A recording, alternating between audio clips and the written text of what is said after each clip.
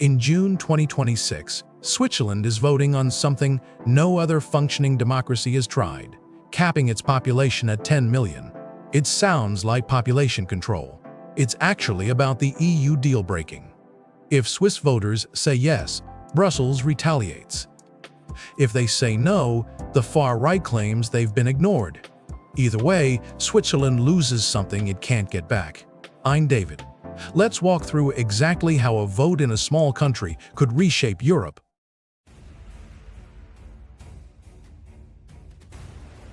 That's the contradiction at the heart of June 2026.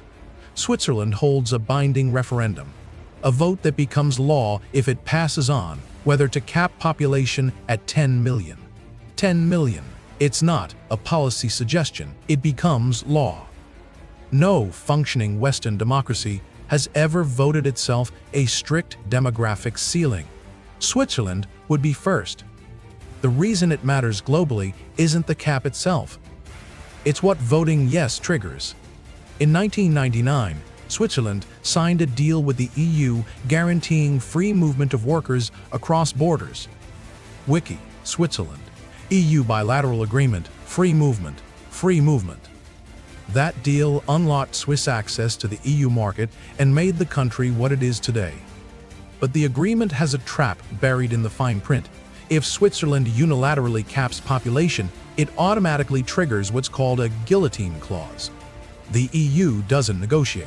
It retaliates by suspending not just free movement, but all bilateral trade deals at once.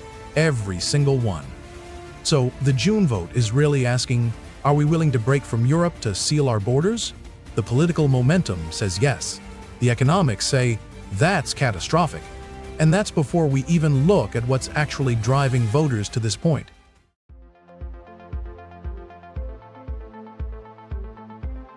That pressure is built into the population itself. Switzerland has 8.9 million people today, and 27 to 32% of them are foreign-born, the highest share in the entire OECD. That's roughly 1 in 3 residents who was born outside the country. Most of them come from the EU. WIK, Switzerland, foreign population, EU source. But the raw number masks something deeper. This isn't gradual immigration spread over decades, it's concentrated growth. The Swiss workforce is roughly 1/3 foreign-born, 32% of people in jobs. 32%. And most of that immigration happened in the last 2 decades. Here's the political lightning rod. Switzerland is small, dense, and voters can feel that density changing in real time. The urban cores where most people live, Zurich, Geneva, Bern, aren't sprawling metros that can absorb growth invisibly. They're compact alpine cities with fixed housing stock. When 1 in 3 of your neighbors was born abroad and your transit is packed and schools and hospitals are running at capacity, you don't experience that as economic strength. You experience it as your country becoming unrecognizable. That's the electoral permission slip the referendum has. Voters feel squeezed, and they're voting to unsqueeze themselves, even if the bill comes due in other forms.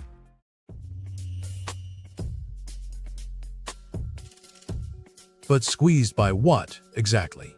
Rent inflation leads the list. Wiki, Switzerland, housing rental prices. Demand for apartments climbed as the foreign-born population grew. Supply is fixed. You can't build an apartment overnight in a city hemmed in by geography. So landlords raised rents. Prices climbed faster than wages in real terms. The trains are packed. Wiki, Swiss transit crowding commuter trains, SBBE. The SBB moved record passenger numbers in the past decade. Commuters queue on platforms because trains arrive full. Schools added temporary buildings. Hospitals ran at capacity and reported stretched resources. None of these are solved by capping population, but voters aren't thinking about solutions. They're thinking about pain.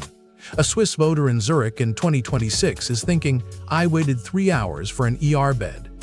I can't find a 2-room flat I can afford. My kid's school is a temporary structure in a parking lot. She sees those facts and concludes, too many people moved here. The referendum is her way of saying, stop, we're full. The government's economists can show that immigration is a net gain for the economy overall. But that gain is concentrated in the finance sector and the top earners, not spread evenly. Voters who don't see that gain in their paycheck or their living room don't care about the macro story. They care about their 3-hour ER wait, and in June they're voting based on that.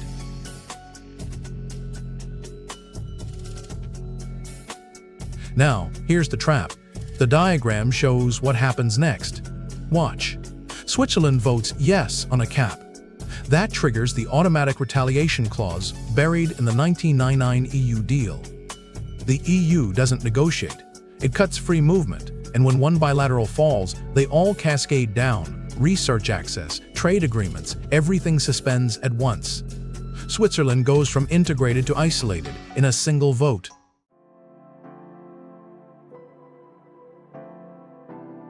But here's what happens on the ground if the cascade starts. Switzerland's entire economy depends on access to the EU's people. Cut off free movement, and you don't just lose cheap labor. You lose the workers who staff hospitals, who build your housing, who cook in your restaurants. Research shows 32% of the Swiss workforce is foreign-born. Wiki, Switzerland, foreign workers, construction, healthcare, hospitality. But it's concentrated. Construction is roughly 40% foreign-born. Hospitality, close to 50%. Healthcare, 1 in 3 nurses and doctors came from abroad. Banking and finance, senior roles and research teams are heavily staffed by EU nationals. If you cap population and the EU retaliates, the immediate consequence is a labor shock. Hospitals lose staff overnight. Construction sites sit idle because you can't hire workers to finish the job. Hotels can't staff their kitchens. The shortage doesn't fix the housing problem, it makes it worse because fewer housing units get built. The cure becomes worse than the disease. And here's what Swiss politicians know but won't say. Switzerland's 10 million ceiling is arbitrary. The country could function at a different population, but it can't function at its current population without the foreign labor that got it there.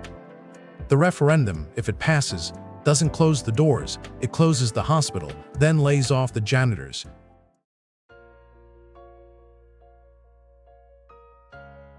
But this has happened before, sort of. Watch the timeline.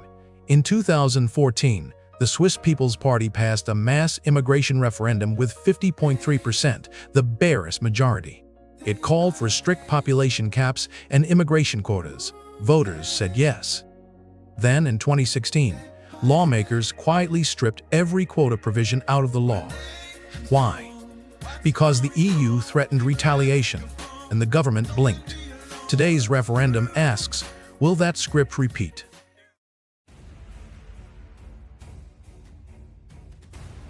That's the open question in June 2026. The far-right Swiss People's Party built this referendum to force the government's hand, to make a second watering down impossible. If they win, they've got a mandate they can weaponize.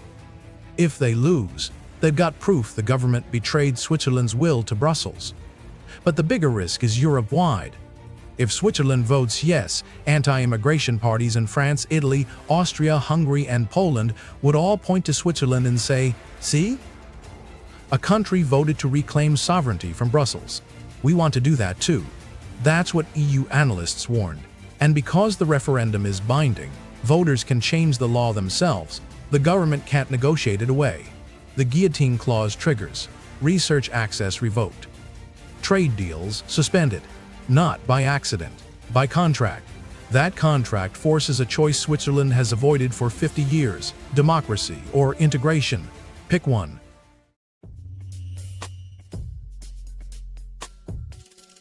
And that paradox is exactly where Switzerland sits right now. The country has direct democracy, the most unmediated form of popular will in the world. Voters can write laws themselves. They bypass parliaments. They set the agenda. Wiki, Swiss direct democracy referendum system. That's the fantasy of political reform everywhere. Let the people decide. Strip away the elites. Trust the demos.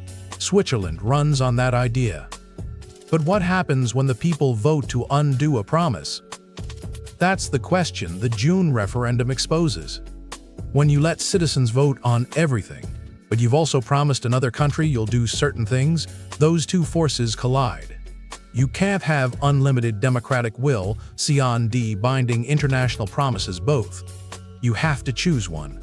Switzerland, for 50 years, chose both, voting yes on what citizens wanted, but accepting what Brussels required, because the payoff was too valuable to walk away from.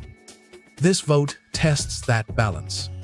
If Switzerland says yes, it's choosing what voters want over what Europe expects. It's saying, we'll take economic isolation if it means controlling our borders. That's a coherent choice. It's just one with catastrophic consequences, not just for Switzerland, but for a Europe watching to see whether nationalism can overcome the ties that bind. The referendum doesn't decide this on June 13, 2026, but it tells us whether Switzerland still believes those ties were worth it. And if they say no, if they vote to cap the population, then Europe's next decade gets much harder. The Swiss vote asks something most democracies never face directly. Is control of your borders worth cutting ties with everyone around you? I'm David. Like, share, and subscribe. And let me know your take in the comments. See you tomorrow.